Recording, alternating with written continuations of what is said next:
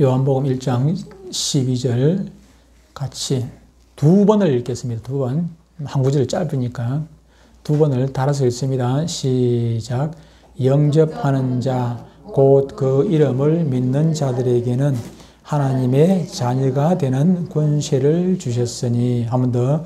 영접하는 자, 그 이름을 믿는 자들에게는 하나님의 자녀가 되는 권세를 주셨으니. 아멘. 우리가 잘 아는 그 왕자와 거지, 왕자와 거지라는 소설이 있죠. 똑같은 시대, 시간, 때에 두 사람의 아이가 태어났습니다. 두 아이가 태어나는데 하나는 왕궁에서 태어나고 하나는 빈민가, 거지촌에서 빈민가에서 거지 같은 거지 집안의 아들로 그렇게 태어났지요. 태어났는데 이 왕자와 거지는 그러다가 어느 날 우연히 이제 마주치게 되었는데 상대방의 그 삶을 그리워하게 돼요. 없는 사람은 돈 있는 사람 그리워하게 돼 있잖아요.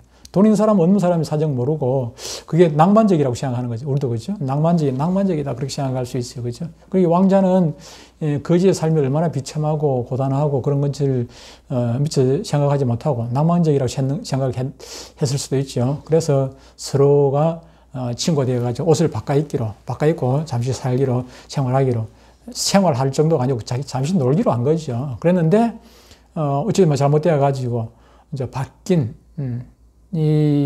그 거지의 아버지가 자기 아들이라고 왕자를 갖다가 자기 아들 옷 입고 있으니까 그죠? 착각하고 자기 이제 왕자를 막 끄집고 데려가가지고 자기 아들로 그렇게 하고 이 반대로 이 왕자는 이제 왕국에서 와가지고 이 거지를 데려와가지고 왕국에서 왕자의 삶을 살게 되는 것을 보게 됩니다. 서로의 신분이 바뀌고 나니까 서로가 불편해요. 그죠?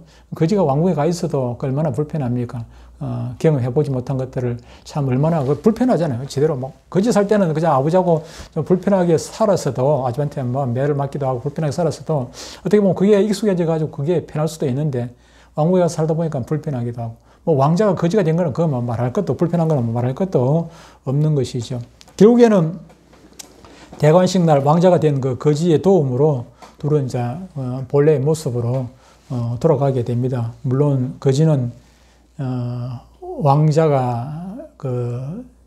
왕자의 도움으로 대관식의 왕이 되는 그 왕자의 도움으로 존경받는 사람이 되긴 합니다만 우리 그 속담에 사람 위에 사람 없고 사람 밑에 사람이 없다는 그런 말이 속담이 있기는 합니다만 그 말이 맞기는 맞습니다만 실제적으로는 그렇지를 못하죠. 사람 위에 있는 사람 아래에 있는 사람이 얼마나 많이 있는지 모릅니다. 과거에도 그랬고 과거에는 더 심했을 수도 있겠지만은 그런데 지금도 여전히 신분의 기초는 존재를 하는 것입니다. 신분 제도가 가장 뚜렷한 나라가 우리가 잘 아는데 인도죠. 그죠? 인도는 카스트 제도가 있어가지고, 카스트 전통이 그게 지금 많이 무너졌다고 하지만은 여전히 지금도 존재를 하고 아주 엄격하게 존재를 하고 있다고 합니다. 카스트 제도에는 인간을 네 가지 신분을 이제 구분하여서 이거는 한번 태어나면은 그대로 그걸 자기가 시험 쳐가지고 올라갈 수 있는 것도 아니고 어떻게 바꿀 수도 없죠. 결혼을 하더라도 자기하고 같은 신분 레벨하고 계급하고 결혼을 해야 되니까 어떻게 바뀔 수가 없는 것이면 자손 대대로 그대로 신분을 유지하며 그렇게 살아야죠. 카스트는 제일 상류 계급이 이제 브라만인데 그건 사제라고 하죠. 사제 계급이고 그 아래로 크샤트리아 무사 계급이고 그 다음에 바이샤인데 그건 이제 보통 일반 평민이라고 할 수 있습니다. 평민 계급이 있고 맨 밑에 수드라라는 계급이 있는데 수드라는 일반 평민 밑에 이제 노예 계급입니다.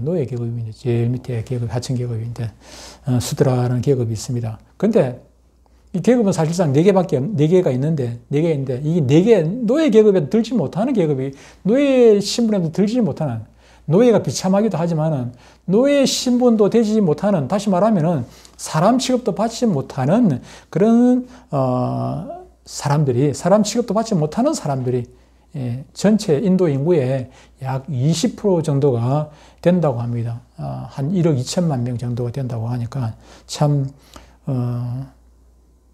그들은 뭐 얼마나 비참한지, 그들은 어디 뭐 지식도 못하는 거고 참 뭐 불쌍한 사람들입니다. 한번 타고난 카스트 이 제도는 바뀔 수가 없고, 직업도 아버지가 가졌던 그 직업을 그대로 세습을 하고, 다른 카스트와 결혼도 뭐 당연히 금지되고, 낮은 카스트에 속한 사람은 별거 아닌 것 같아도 바로 위에 계급하고 계급의 명령에 절대 복종을 해야 된다고 합니다. 우리나라에는 공적인 신분의 차이가 없습니다. 있다면은 단지 이제 가진 자와 못 가진 자의 차이가 있을 것입니다. 그리고 많이 배운 자와 또 못 배운 자의 차이가 있을 수도 있겠죠. 그런데 세상에 이런 신분의 차이와 구별된 것으로 우리에게는 세상 그 어떤 신분과도 비교할 수 없는, 눈에 보이지 않는 신분증을 우리 모두는 가지고 가슴속 깊이 가지고 있다는 것입니다. 그것이 무엇이겠습니까? 세상 그 누구도 이 세상 우리가 뭐 신분증은 뭐 빼앗을 수도 있고 잊어버릴 수도 있지만, 우리 심령 가운데 가지고 있는 신분증이기 때문에 누가 빼앗아갈 수도 없고, 심지어 우리를 죽인다 할지라도, 우리가 죽임을 당한다 할지라도 이 제도는, 이 신분은 변함이 없는 신분이 우리에게 주어졌습니다. 비록 내가 돈이 없어도, 내가 권력이 없어도, 학식이 없어도, 나에게 자랑할 만한 그 아무 것이 없다 하여도 우리에게는 세상 그 어떤 것도 불효할 수 없는, 세상 그 어떤 것과도 바꿀 수 없는 귀한 신분이 있죠. 오늘 본문에서 우리가 읽었습니다만은 하나님의 자녀라는 신분입니다. 하나님을 아버지라고 부를 수 있는, 자녀니까 하나님을 아버지라고 당연히 부를 수 있죠. 하나님의 자녀가 되지 아니하고서야 어떻게 하나님을 아버지라고 부를 수가 있겠습니까? 하나님의 자녀라는 이 신분, 하나님의 자녀라는 이 신분이 바로 저와 여러분들에게 주어졌다는 것입니다. 오늘까지 하나님의 말씀에서 쭉 하나님에 대해서 말씀을 쭉 우리가 몇 주간을 걸쳐가지고 들었게 됩니다. 하나님은 살아계신 분이고, 살아계신 하나님. 그러고 난 다음에 그 살아계신 하나님께서 천지 만물을 창조하셨다 그랬습니다. 천지 만물을 창조하신 하나님께서 그것을 또 다스리고 계시다 했죠. 그죠? 다스리고. 천지 만물을 만드신 그 하나님께서, 지금까지 쉬고 계시는 것이 아니라, 지금까지 그 모든 피조물들을 다스리고 계신다. 다스리고 계신다는 것은 하나님께서 또한 모든 것을 다 알고 계시는, 하나님은 모르시는 것이 없다. 그죠? 다스린다는 것은 다스리기 위해 가지고 알아야 다스릴 것 아닙니까? 모르고 어떻게 다스리겠어요? 그죠? 하나님께서 모든 것을 다 알고 계시고, 그래서 아시면서 다스리고 계시다, 통치하고 계시다. 근데 천지 만물을 만드시고 다스리고 운영하시고 계시는 그분이 바로 저와 여러분들의 아버지가 되신다는 것이 오늘 말씀의 내용입니다.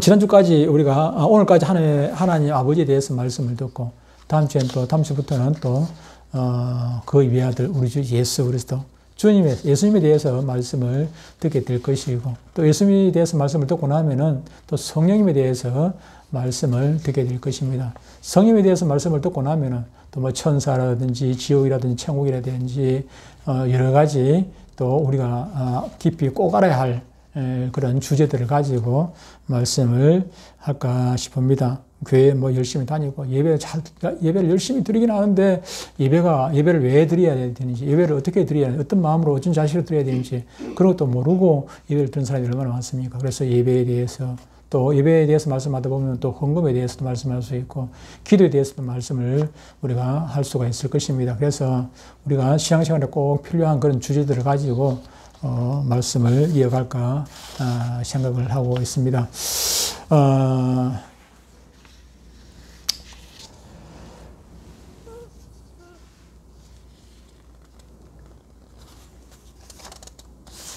조금 빨리 넘어가겠습니다.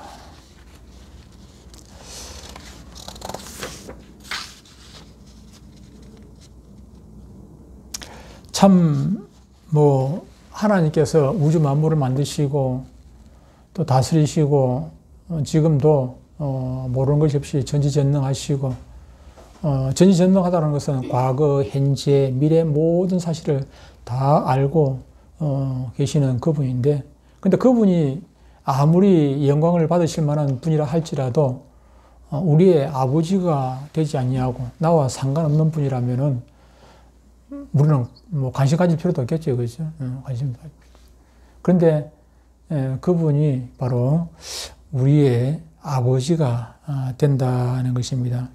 우리의 아버지가 되신다 하니까 우리는 참 얼마나 고맙고 감사한지 모르겠습니다. 대개 우리는 갑자기 생각하지도 않은 선물을 준다고 하면은 그게 정말이냐, 정말이냐고 깜짝 놀라기도 하죠. 정말이냐, 에이, 설마.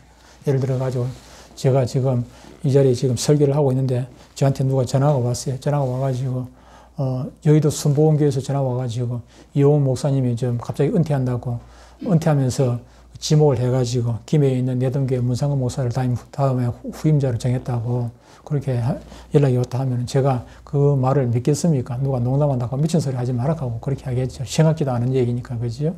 생각지도 않은 얘기니까 믿지 말라고 할 것입니다.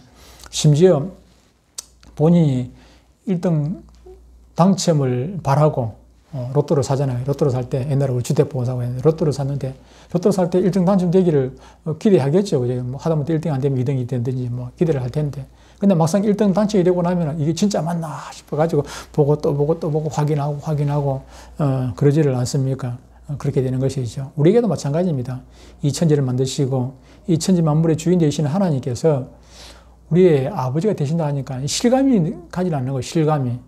아까 얘기했다시피 제가 여의도 순복음교회 담임 목사로 청명되었다 하면 제가 실감이 가겠습니까? 그건 농담으로 얘기해요. 거짓말로 누가 장난친다고 얘기겠죠. 마찬가지로 우리가 그보다 더 큰 사실이잖아요. 우리가 하나님의 자녀가 됐다는 건 그보다도 더 비교할 수 없는 엄청난 사건이거든요. 우리가 하나님의 자녀가 됐다는 것은 세상 어떤 것과도 비교할 수 없는 엄청난 것, 신분의 변화가 신분이 완전히 이렇게 변화가 되었는데 엄청난 변화가 있기 때문에 참 믿기 어려울 만큼 우리가 이게 뭐 짐작을 얼마나 좋은 것인지 짐작이 가지 않을 만큼 엄청난 변화인 것입니다. 그러나 분명히 성경은 우리가 오늘 본문을 읽었습니다만은 말씀을 하고 있습니다. 영접하는 자, 곧 그 이름을 믿는 자들에게는 하나님의 자녀가 되는 권세를 주셨다. 그렇게 말씀합니다.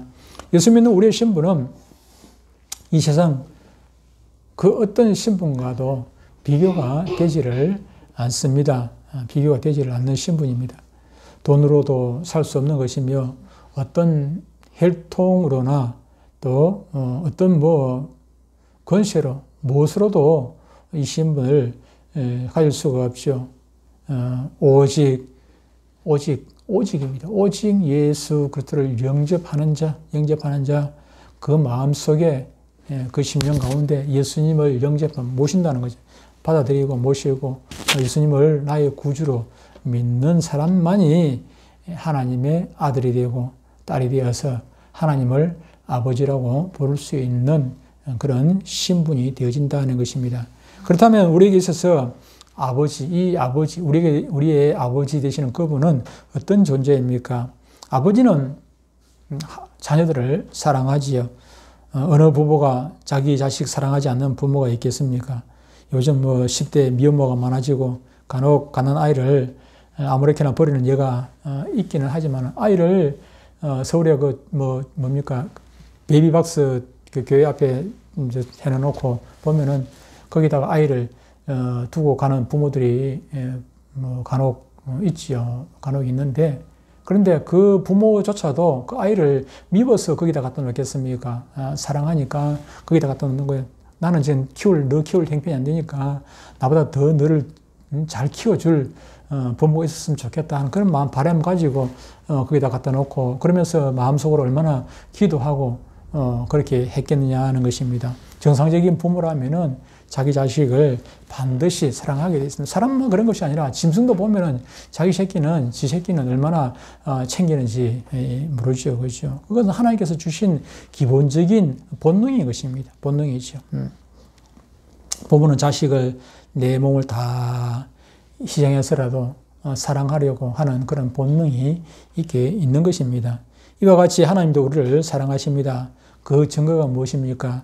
이 세상을 지으신, 이 세상의 주인이신 하나님 당신께서 친히 사람이 되셔서 이 세상의 온갖 저주와 멸시를 다 받으시며 십자가를 지셨다는 것입니다. 우리를 사랑하지 않으면서 뭐 하려고 그런 고통스러운 십자가를 지셨겠습니까? 사랑하니까.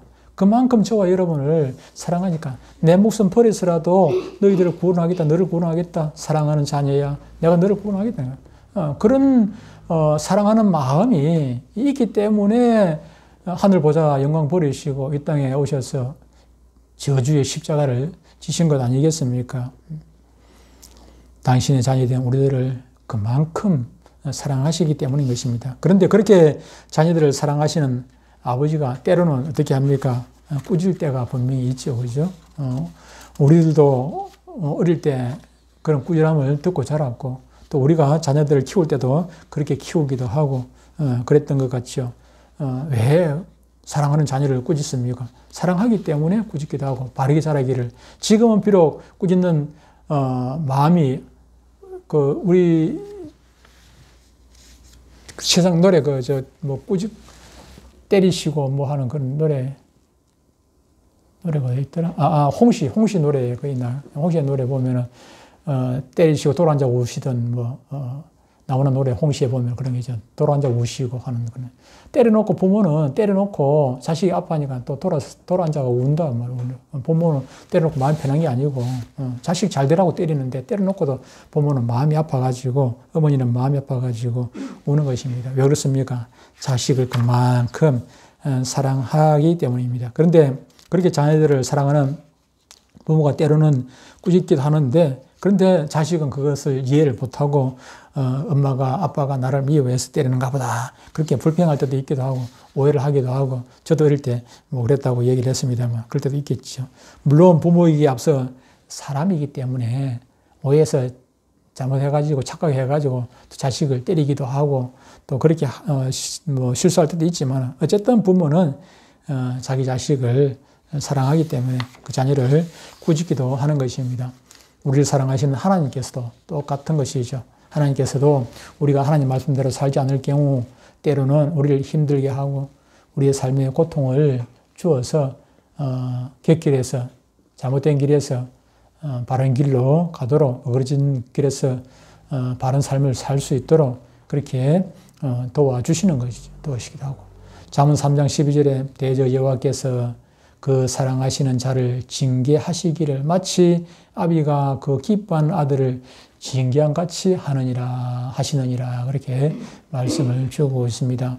아버지가 아들을 왜 징계하겠습니까? 결국 사랑하기 때문에. 이와 같이 우리 하나님께서도 저와 여러분들에게 돈 달라는데 왜 돈을 안 줍니까? 병 고치달라는데 왜 병을 안 고쳐줍니까? 이것 달라 저것 달라 우리가 참 하나님 앞에 주문이 많습니다만 그럼에도 불구하고 우리가 달라는데 다 안 주시는 것은 사랑하기 때문에. 주는 것보다 안 주는 것이 낫다는 것을 하나님께서는 하나님 아버지는 아시기 때문에 우리 자녀들이 달란다고 어린아이가 달란다고 그 부모가 다 주는 것은 아니지 않습니까?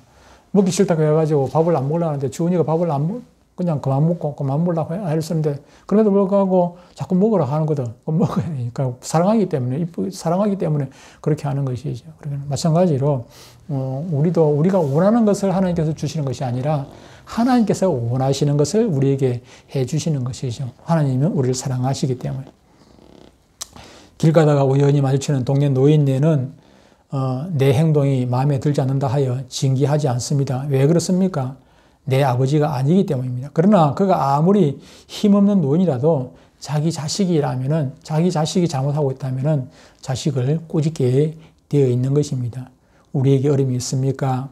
아버지 하나님께서 꾸짖는 것일 수도 있음을 항상 유념을 해야 됩니다. 그러나 아버지는 사랑하는 자녀에게 결국 가장 좋은 것을 주기를 기뻐하는 것입니다. 비록 가진 것이 없어도 아버지는 자기 자녀들에게 그저 좋은 것을 주고 싶어서 어쩔 줄을 몰라 합니다. 이 땅에 그 부모는 보니까 전에 뉴스에 보니까 자식한테 줄 게 없어가지고 자식을 줘야 되는데 뭐 해야 되는데 줄 게 없어가지고 도둑질을 하기도 하고 어떤 부분은 또 부모 그 비용비 때문에 뭐 또 남의 물건을 훔치게 손을 대기도 하고 그랬다는 뉴스를 봤습니다만 하나님은 그러실 필요는 없습니다. 왜 그러냐면 세상 모든 것이 다 하나님의 것이고 없는 것도 만들어내실 수 있는 분이 하나님이시기 때문에 하나님은 그렇게 하실 필요는 없는데 그만큼 하나님께서 우리를 사랑하신다는 것입니다. 무엇인데 다 주고 싶어요. 내가 이 돈 갖고 싶나? 이 돈 가질 수 있는 이 돈이 너가 갖고 싶다면은 이 돈을 너가 관리할 수 있는 능력을 내가 소유해라. 그럼 내가 얼마든지 줄게. 그런 것이죠. 그죠? 다윗에게 왜 하나님께서 그렇게 부도수도 막 엄청나게 그렇게 주신 것입니까? 주신 것은 다윗은 그만한 권력을 주도 하나님을 실망시키지 않을 만한 그런 믿음이 있고 능력이 있다는 것을 하나님이 아시기 때문에 막 주었던 것이죠. 주었던 것입니다. 근데 저와 여러분들에게 안 주는 것은 그런 거 그만큼 권력을 하나님께서 저를 대통령 시킬 수 있는 능력이 없어서 대통령 안 시키는 것이 아닙니다. 저 같은 사람 대통령 시키게 나누면 나라가 망하기 때문에 안 시키는 것이거든요. 그런 것이. 그래서 우리가 불평하기 이전에 하나님께서 나보다 더 잘 아시니까, 저를 더 잘 아시니까, 하나님께서 우리가 생각지도 않은 것들을 준비해 놓고 계시고, 우리가 원하는 것은 주지 않는 것이죠. 저는 저 센터 저걸 보면서 그런 생각을 했어요. 애초에 세대 시작하기 전까지만 해도 생각은 했나. 저기서 예배 드리고, 저기서 세례 주고, 저기서 예배 드릴 거는, 생각지도 못했습니다. 생각지도 않고. 해야 돼야, 말아야 되나. 그저 돈만 가지고 계산되고, 이 돈 가지고 감당해 나갈 것인지, 그냥 몇 달 못 버티고, 차일전도 못 버티고, 그냥 문 닫고 망하고 마는 건 아니겠는지, 오만 생각을 다 했지요. 생각했는데, 근데 지나고 보니까 또 하나님의 계획은 있었던 것이고, 하나님의 뜻이 있었던 것이죠.